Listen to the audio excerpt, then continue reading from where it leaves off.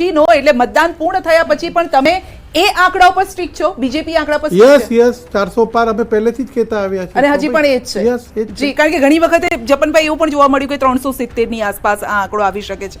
શું લાગે છે હવે મતદાન પૂર્ણ થઈ ચૂક્યું છે? એટલે આ કોંગ્રેસે એનો પોતાનો એક્ઝિટ પોલ કીધો હા, અને ભાજપનો પ્રી પોલ, ડ્યુરિંગ પોલ અને એક્ઝિટ પોલ સેમ છે.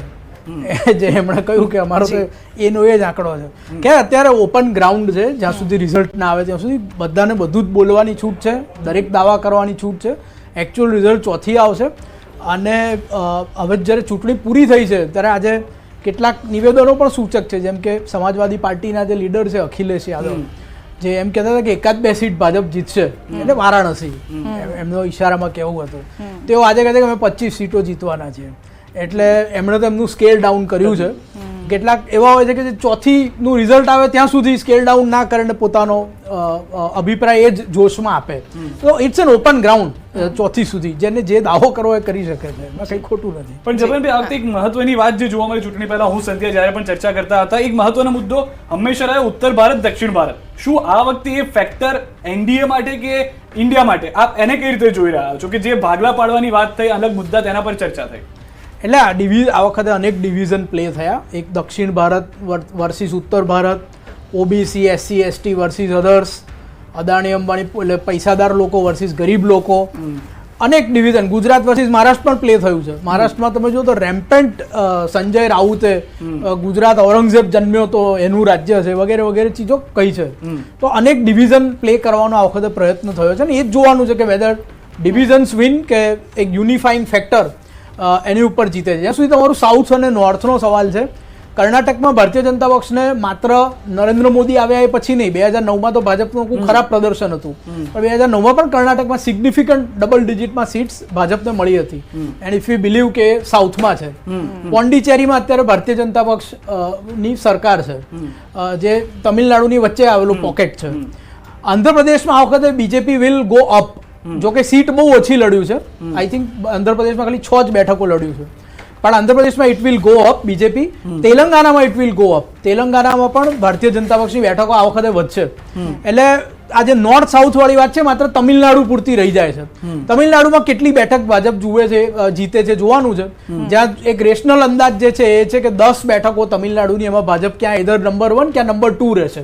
But it has to be seen. તમે જો નરેન્દ્રભાઈ આજે પણ ત્યાં તમિલનાડુમાં જ હતા અને ખાસા એમણે ત્યાં પ્રવાસ કર્યો, તો it's their focus area. It has to be seen. પણ અને કેરળ અને તમિલનાડુમાં ક્યાંક બીજેપીને ફેવર નથી મળતી. બટ ઇફ યુ કન્સિડર કે કર્ણાટક સાઉથ ભારતમાં છે, આંધ્રપ્રદેશ આ વખતે રિઝલ્ટ આવશે, એમાં લાગે છે કે અપ જશે. તેલંગાણામાં ભાજપની પ્રેઝન્સ છે, ઓલમોસ્ટ નંબર 2 છે. તો વી કેન અઝ્યુમ કે સાઉથ ઇન્ડિયામાં પણ એની સાવ પ્રેઝન્સ નથી એવું નથી. અને એક સમય નોર્થ ઇસ્ટ બાબતે કહેવાતું હતું કે ભાજપ નોર્થ ઇસ્ટમાં જીતી જ ન શકે. બિકોઝ બંગાળમાં જીતી જ ના શકે ભાજપ. એવું અમે જ્યારે યંગર એજમાં હતા ત્યારે તો અમે નિયમિત રીતે વિચારતા હતા ને સાંભળતા હતા, પણ ત્યાં એ લોકોએ એમની પેઠ બનાવી. તો maybe south can be there next frontier. બિલકુલ. પાર્થિવભાઈ પણ આપણી સાથે જોડાઈ ગયા છે કોંગ્રેસ તરફથી. પાર્થિવભાઈ, આપનું પણ સ્વાગત છે. પાર્થિવભાઈ, હવે ફાઇનલ તમે એક આંકડો આપી દીધો છે. લાસ્ટ ડિબેટમાં જ્યારે આપણી સાથે હતા ત્યારે તમે આંકડો આપવાથી થોડા બચતા હતા. હવે આપનો આંકડો આવ્યો છે ઇન્ડિયા ગઠબંધનનો 295 નો આ આંકડો. 400 પાર 295 વર્સિસ આ છે. પહોંચી શકશો ત્યાં સુધી? સંધ્યાબેન, અમને સૌપ્રથમ તો આપના માધ્યમથી, ન્યૂઝ 18ના માધ્યમથી સમગ્ર દેશના લોકતંત્રના તહેવારમાં જે પણ લોકોએ પાર્ટિસિપેટ કર્યું છે, મતદારોએ, મીડિયાના મિત્રોએ, પોલિટિકલ પાર્ટીઝ અને અન્ય જે પણ વર્ગના લોકો આમાં ક્યાંક ને ક્યાંક જોડાયા છે, જોતરાયા છે, ઇલેક્શન કમિશન હોય, સરકારી કર્મચારીઓ હોય, દરેકને હું પહેલાં તો અભિનંદન પાઠવું છું કે આપણું સારી રીતે શાંતિપૂર્ણ, મોટા ભાગે શાંતિપૂર્ણ રીતે ચૂંટણી પડઘમ શાંત પડ્યા છે.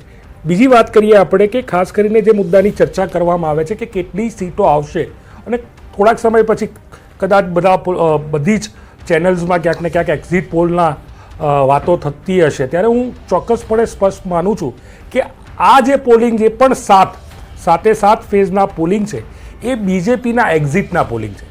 સમગ્ર દેશમાં આર્થિક અસમાનતા, રાજનૈતિક અસમાનતા અને જે પ્રકારની વાત જેને કહી શકાય કે ખૂબ મોટા પ્રમાણમાં દેશમાં બેરોજગારીનું પ્રમાણ હોય, મોંઘવારીનું પ્રમાણ હોય, મોંઘવારી આસમાન છૂઈ રહી હોય, બેરોજગારીમાં યુવાનો ત્રસ્ત હોય અને અગ્નિવીર જેવી યોજનાઓમાં યુવાનોનું શોષણ થાય એ સ્પષ્ટપણે સમગ્ર દેશના યુવાનો જોઈ રહ્યા હોય.